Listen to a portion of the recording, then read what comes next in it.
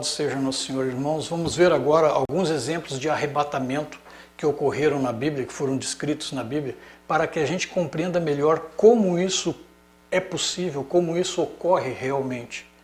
Vamos iniciar pelo próprio arrebatamento de João, que ele descreve que no capítulo 4 de Apocalipse, ele é arrebatado aos céus em espírito. E de lá ele vê as coisas que aconteceram, que estão acontecendo e que irão acontecer.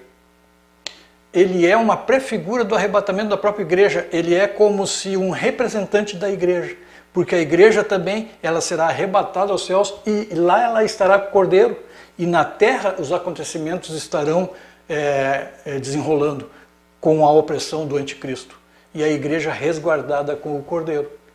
E a gente percebe também que João vai escrevendo o Apocalipse até chegar no capítulo 4, ele faz muitas referências à igreja, mas a partir do capítulo 4, as referências à igreja cessam. Só lá no capítulo 19 volta a ter referências quanto à igreja, quando ele se refere àqueles milhões de pessoas que estão vindo. E daí o anjo diz para ele assim: quem são esses? E ele diz: tu sabes, Senhor. E daí o anjo diz assim: esses são aqueles que vêm da grande tribulação, lavaram suas vestes no sangue do Cordeiro. Então nós entendemos que a partir do capítulo 4, as coisas que são tratadas em Apocalipse são referentes à humanidade em geral, não à igreja de Cristo, à humanidade em geral e principalmente ao povo judeu, à nação de Israel. Uma coisa muito interessante é que esse grupo de pessoas, esses milhões de pessoas que vão se achegando, que lavaram suas vestes no sangue do Cordeiro, eles têm a mesma promessa que a igreja de Esmirna. Porque a igreja de Esmirna, Jesus diz para ela assim: tu terás a aflição de 10 dias, sê fiel até a morte e eu te darei a coroa da vida. E tu não provarás o dano da segunda morte. E essas pessoas que também chegam da grande tribulação têm a mesma promessa: não provarão o dano da segunda morte. Então é tremendo, irmãos, é uma referência muito grande entre esse remanescente que é prefigurado em Esmirna e são aqueles que passam pela tribulação e se achegam. Isso aí é interessante de entender, porque na verdade eu vou dar um exemplo que ocorreu na minha vida. Eu fiz o vestibular e passei, eram 80 vagas, só que eu passei nos primeiros 40. O outro grupo, o segundo grupo, que também são os outros 40, para fazer 80, eles passaram também no vestibular. Só que esse grupo entrou no primeiro semestre e esse grupo entrou no segundo semestre. Mas é o mesmo vestibular, é o mesmo curso, mas os acontecimentos são diferentes dentro do mesmo evento. Da mesma forma, a igreja primícia de Cristo, a noiva de Cristo, ela é prefigurada na igreja Filadélfia, que é livrada da hora da morte, da hora da provação. E a igreja Esmirna, ela prefigura esses milhões que chegam vindos, que lavaram as suas vestes no sangue do Cordeiro. Esses que estão vindo da grande tribulação. Amém? Um exemplo também de arrebatamento muito interessante é o de Elias, porque Elias sabia até o dia que ele ia ser arrebatado. Eliseu sabia o dia que Elias ia ser arrebatado, e quando eles foram para a cidade de Betel, para a cidade de Jericó, os filhos dos profetas também sabiam que naquele dia Elias iria ser arrebatado. Mas na verdade, irmãos, nós não sabemos o dia em que seremos arrebatados, mas nós devemos viver em esperança, remindo o tempo para que estejamos preparados e atentos para esse evento. Nós vivemos na iminência do retorno do nosso rei, na iminência do retorno do nosso noivo.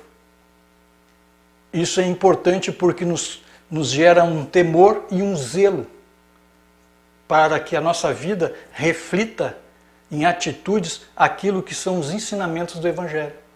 Uma outra questão muito interessante agora é o arrebatamento de Enoque, que na verdade é chamado como trasladamento. Enoque, ele é referido na carta aos Hebreus como, por exemplo, um exemplo de fé, porque ele andou com Deus e ele agradou ao Senhor, agradou tanto ao Senhor que o Senhor o tomou para si.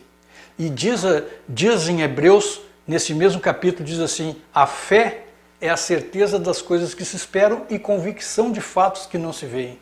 Portanto, irmãos, nós andamos em fé. Se nós formos literalmente examinar as Escrituras, talvez a gente não encontre ali uma resposta para a vinda iminente de Jesus Cristo, ou a gente duvide que haja um arrebatamento da sua noiva.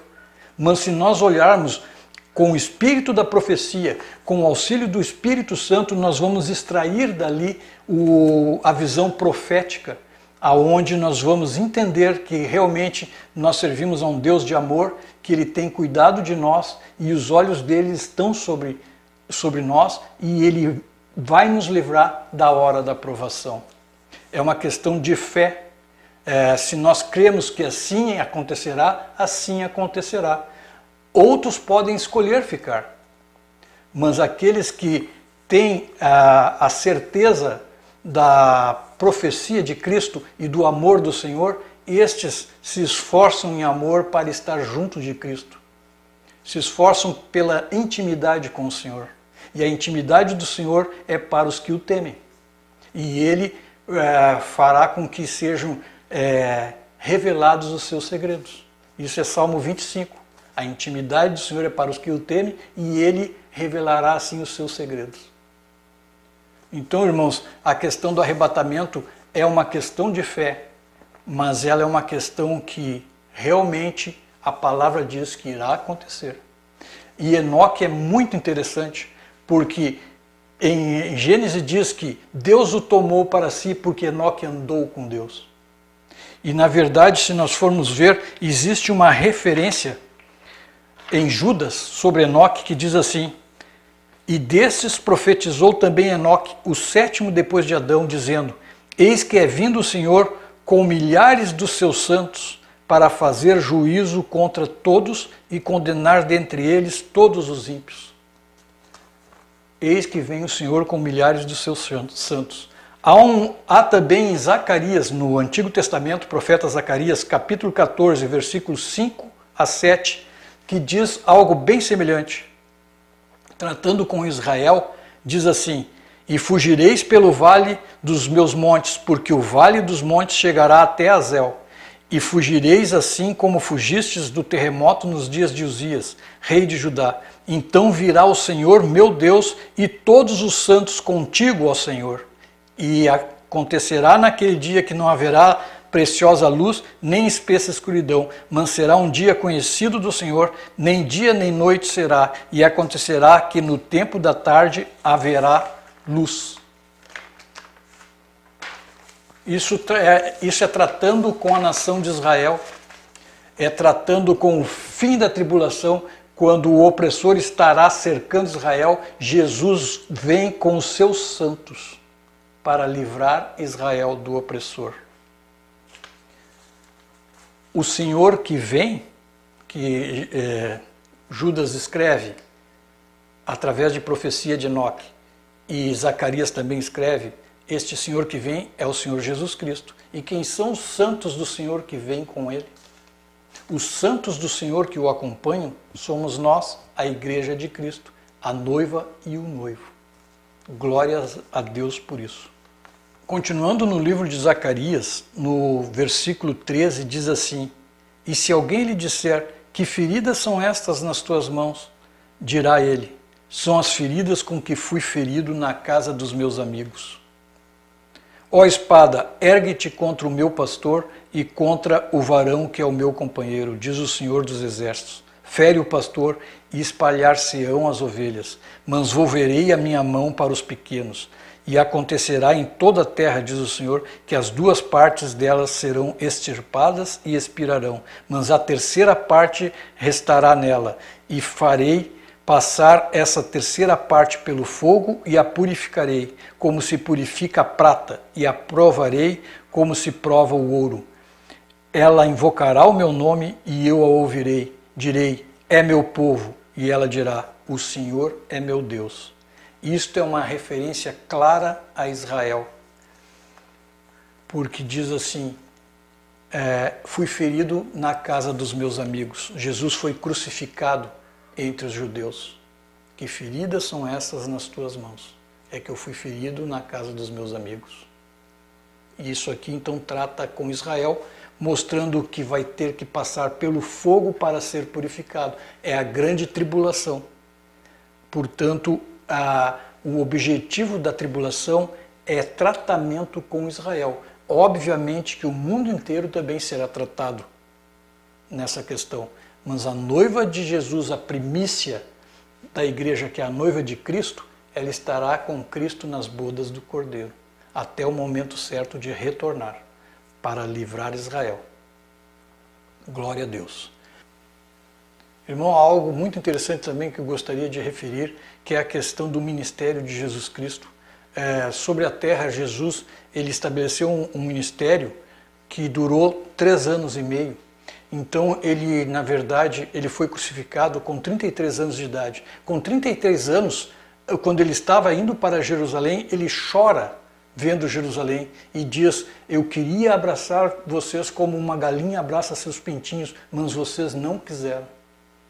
Então, na verdade, faltou esses 7 anos para completar 40, porque Davi reinou 40 anos, Salomão também reinou 40 anos. E Jesus, ele reina então, Jesus estabelece seu ministério na terra durante 3 anos e meio e completa 33 anos de idade. Esses 7 anos para completar 40 anos, ele vai viver lá na glória, nas bodas do Cordeiro com a sua noiva. Porque o número 40, se vocês olharem na Bíblia, o número 40, ele se refere sempre a ministérios, a governos, reinados, provações. Elias, ele andou 40 dias no deserto. Jesus, ele também foi para o deserto 40 dias. Então o número 40, ele se refere a reinados, a governos e a provações. Jesus, ele foi excelentemente provado e aprovado, mas ele tem esses 7 anos para conviver com a sua noiva na glória, aguardando a ordem do Pai para retornar e livrar o povo de Israel das mãos do iníquo. Glória a Deus por isso. Irmãos, então eu gostaria de encerrar esse estudo lendo uma passagem gloriosa que está em João capítulo 14. Isso aqui são as palavras do próprio Cristo. E diz assim, João capítulo 14, versículos 1 a 3. Na casa de meu Pai há muitas moradas. Irei preparar-vos lugar, e voltarei e vos levarei para mim mesmo, para que onde eu estiver, estejais vós também. Amém? E da mesma forma quero deixar Apocalipse capítulo 22, versículo 17, que diz assim, o Espírito e a esposa dizem, vem. Ora, vem, Senhor Jesus. Vem, Senhor, vem nos buscar, Senhor. Glória a Deus. Irmãos, que Deus os abençoe, que Deus os ilumine, que dê entendimento, que dê graça e que a profecia se revele. Porque, como foi dito aqui, o testemunho de Jesus Cristo é o espírito da profecia. E nós temos o testemunho de Jesus em nós. Nós aceitamos o sacrifício de Cristo, então o objetivo dele também será firmado e confirmado nas nossas vidas. Vamos aguardar agradando ao Senhor. Que Deus te abençoe em nome de Jesus. Amém.